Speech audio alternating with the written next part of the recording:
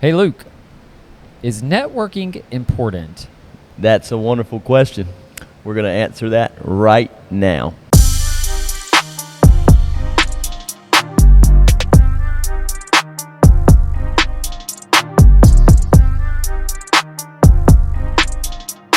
Welcome back to another episode of the Williford Brothers. We are your hosts, Luke and Lee Williford. We are coming in from sunny Fort Lauderdale, Florida. Amazing place. Beautiful. Blessed to be here.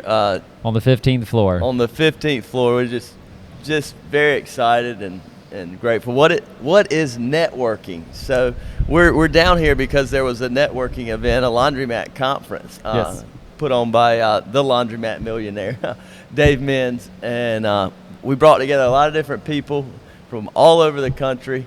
And everyone benefits. It was really great. I mean, I met a whole lot of people, had people come up to me that knew me through online, and it's just great to physically shake their hand and get to talk to them. Yeah. But I would say networking is meeting people. You know, it's a glorified word, and it's used in a lot of different industries, but why is it important? Yeah. It's important because people are important and relationships are important. We all crave, I know I do it mostly, and meeting people and networking is one of my few gifts.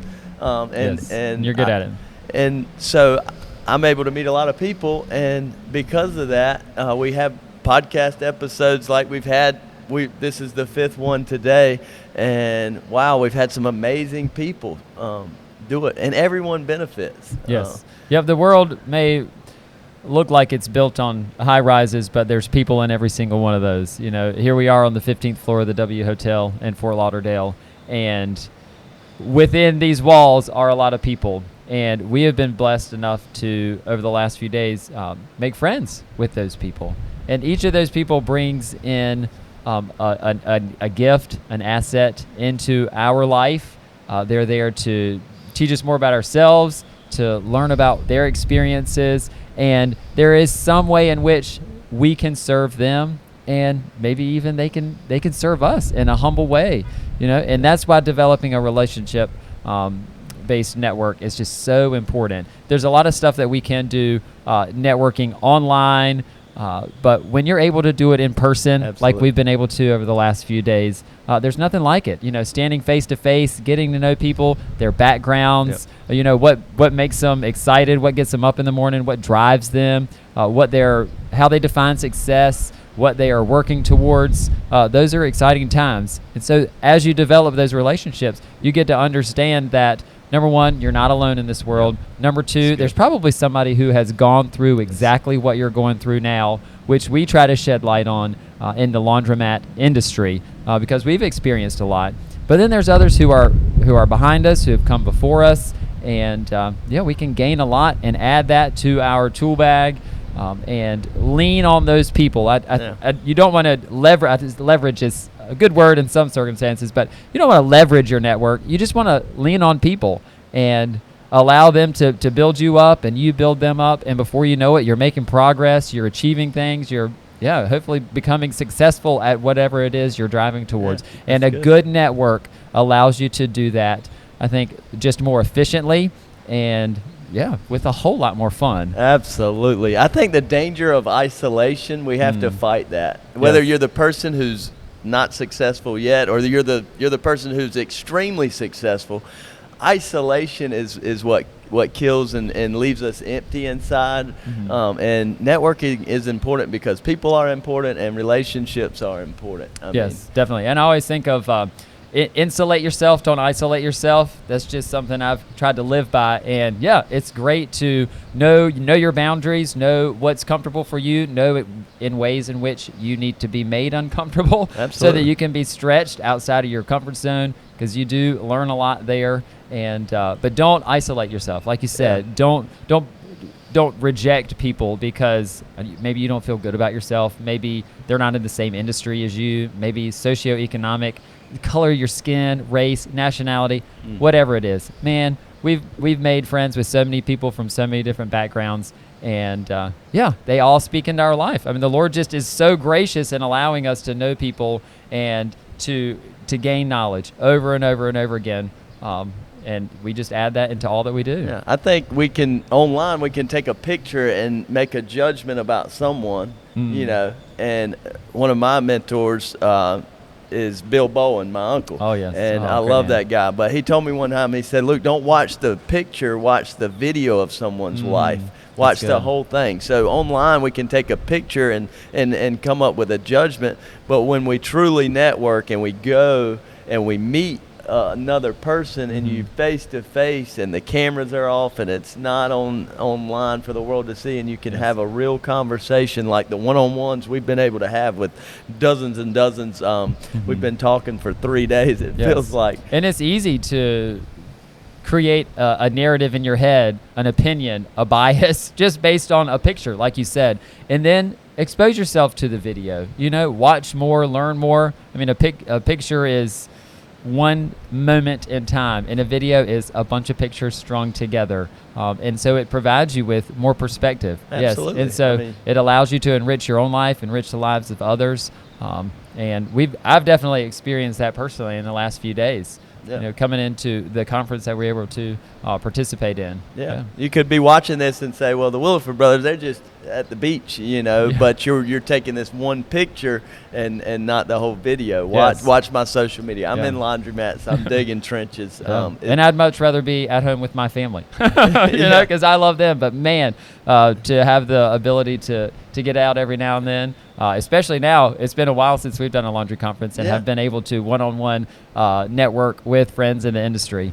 It's fantastic. And I think newbies, they always want to network, but some of the veterans say they don't need it or it's not important. And you may not even only in the laundromat industry, but say you're in the insurance industry and you've become successful or you're at the pinnacle. Well, why should I go to the insurance conference or the car sales conference if you're a car salesman? Because you have something to give back, and when you give back, you'll also receive. Yes, that's good. And one thing I've learned just about myself is I like a really close-knit group of friends, and so that it's not a fixed group, but it is small and it's very intimate to me. But that should not prevent me from getting out and meeting other people and sharing my contact, which I just started this awesome new using a QR code as my business card.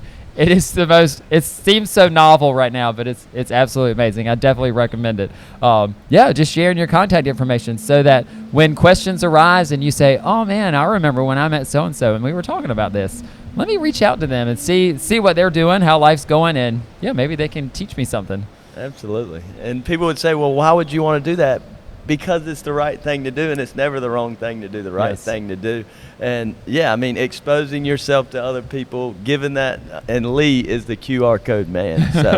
So I love a good he QR loves the QR code. We do them for our applications now. We do them for anything that you can link to. He loves the QR code. I do. One thought that spurred for me was, there are millions of hours of podcasts full of stuff that you do not know. There are millions of podcasts filled with stuff that I do not know. And do not come into any networking event or even relationship thinking you know it all. That's good. Because you don't. Yep. And if you walk into a room with one other person, that one other person knows things that you do not know. And they may be things that could revolutionize your life, revolutionize your business. And just that one conversation, by making that interchange and making that relationship, can radically improve your life. So for sure. And even online networking. I met some guys this week. I put a lot of stuff out there for a really long time now, and a lot of times you don't know if your social media content or the things you do and God's called me to do are beneficial. But I met a guy here this week that says, hey man, I just want to tell you, thanks for what you're doing. And I've been watching you for 5 years, and your inspiration and daily messages have changed my life. And the guy owns 15 laundromats and is extremely successful, wealthy guy. Yes. Not someone new. And I, of course, said, I've got to get a hug. I was really tore up. But what I'm saying is, is put yourself out there a little bit. You've got to overcome those barriers. If the Lord calls you to, He'll get you through it. But you grow most in the uncomfortable. It was uncomfortable our first podcast episode. We just had to hit record. I hope it wasn't too weird. We just had to hit record, and Yes. I think that first step, even in networking, is meeting that first person. You're not going to meet 1,000 people at one time, but make that first connection. Yes. And always look for how you can benefit the other party. And every now and then there'll be monetization to that, where you can collaborate and maybe there's a way for you guys to work together. 99% of the time, probably not the case, but there's always benefits on the inside. Yes, for sure. That intangible values. Especially as business owners, we're like, well, I'm going to put in this time. I need to get something out. Well, you're getting it out. It's that you may not see it in your bank account. Yes, but you're going to see it in your soul. Yes. You're going to see it. You're going to have peace with yourself, knowing, hey, that competitor up the road that I thought was this jerk, maybe. Hey, I had lunch with him. We've always found it better to meet our competitors. Go in, shake hands, smile. And by competitors, they're not our competition because we use an abundance mindset. There's plenty out there for everybody. It's not just dividing the pie. And so meeting them, you're able to break those barriers of misconception. And then a lot of times, Mr.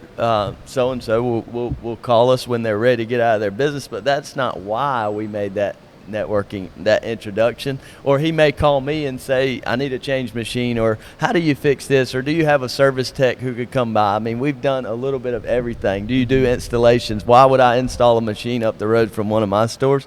I don't really know. There's no perfect answer, but the answer is because it's the right thing to do, because people is more important than income. And I think a lot of the people here that I met, it's like, why are you here? Even us, our stores are doing well enough that we don't need to be at this event. We could have thought we knew it all, but instead we come and it's really filling you up. Absolutely. Yes. So you've mentioned a lot of different ways in which we can network. For you, as someone who does a lot of social media networking, putting stuff out there, but also very intentionally interacting with people who engage with you, what are your recommended platforms for networking? So I really like Instagram and Facebook. They're organic. I like short videos. I like authenticity. Quit editing it. Quit worrying about how it looks and just put it out there. People love a heart. Just come from the heart, and they'll see that authenticity. And I think that's what's helped me grow my personal, social media platform and been able to network, because they're like, that's a regular old guy. He's not cropping all his videos to be, perfect or look perfect. He's under the dryer. He's really doing It's it. live. And I think that authenticity is great. And, it's wonderful when people reach out and you can make those connections. But any of them are good. People want to a la carte it. Well, you should do LinkedIn. You should do Instagram. You should do Facebook. You just do one,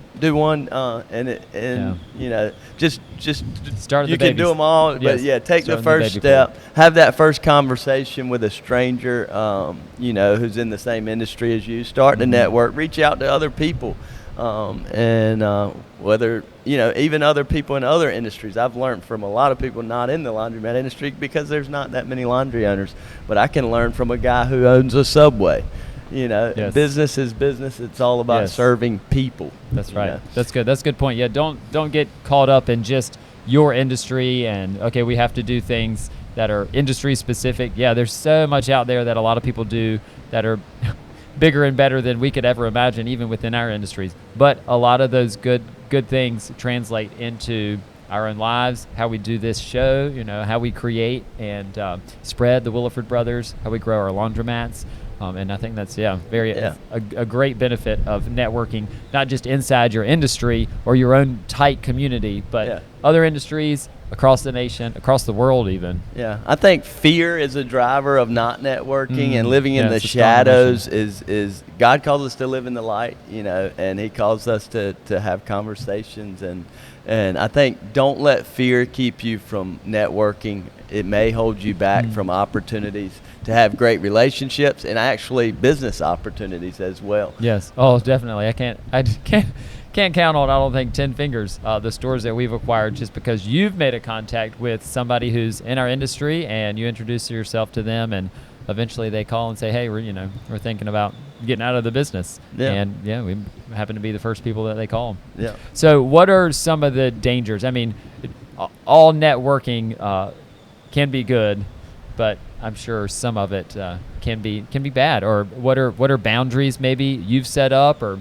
you've seen other people set up that are healthy? Yeah, I mean, online in particular, don't respond to stupidity. Just With don't respond to especially. them. Thank you for the block button, Facebook, Instagram, those things. You can block people. I mean, that list grows all the time for me. I had to come to sense that it doesn't matter if somebody's, it's okay. Yeah. It's easy to be mean online. Anytime you put yourself out there, you're going to have arrows thrown at you. Doesn't matter who, when, what.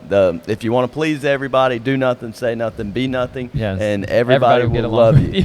But you won't change the world. You won't do what you're called to do. Yes, you will not be a contributor. But definitely some barriers as far as time management. I think that's one thing I've really had to work on because I don't have notifications on my phone. It stays silent all the time. I'll check it when I check it, but that's something new. It used to be all the time. But you learn that through this whole process. Yeah. So you take work in short spurts, and if it gets to be enough questions, I've had people who help me with responding to people. But one of the things that's helped me grow is I don't have people often respond to messages. I want to do that myself, so it's coming from me, and so because that's who they wanted to speak with. And just that authenticity thing.